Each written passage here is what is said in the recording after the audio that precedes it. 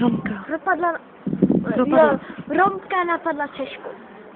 A to kvůli malé holčičce. Malá holka. Takhle, ještě ani nemohla chodit. A oni tam od ní zprávě. Pojď. Říkám vám tak. Elevenice už jsou naprosto ztraceny. Druhý Chanov, cigánská zoo, opice tam mají. Nemusíte ani chodit do Prahy. Do tý zoo. Všechno je tady. Počkej. Akce. Vítejte u pošty Jirko. Chtěla bych pomluvit o tom, co se tady stalo. Bylo to tak špatný. Bylo to kvůli tomu, že malé děcko romský strhávalo plakáty. A jedna Češka jenom řekla, aby toho nechalo. A seřvalo ho.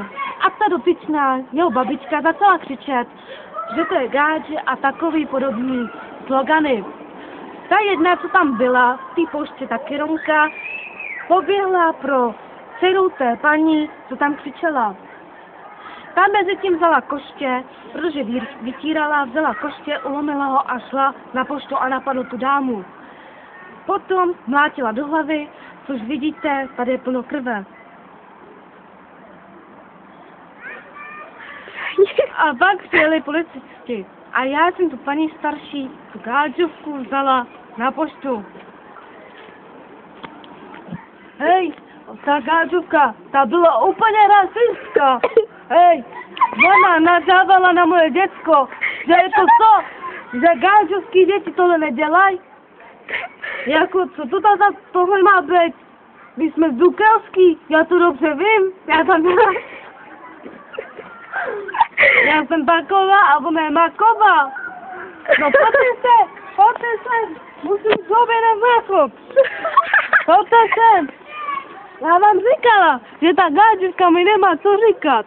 Ona nadávala na moji mámu, že to je chráponská cigánka, tak jsem vzala koště a rozbila jsem mi hubu. Ale byla to ta, ne? A byla rasistka, furt řvala na mě, no. Musím si takhle pohodit, byla sama. Joj. To se není možný tady to. Tady něco cigánů dělá a už je to ve zprávách. Ale že gádže to ne, veď? Tak to teda ne jako, to jsem já zakročila.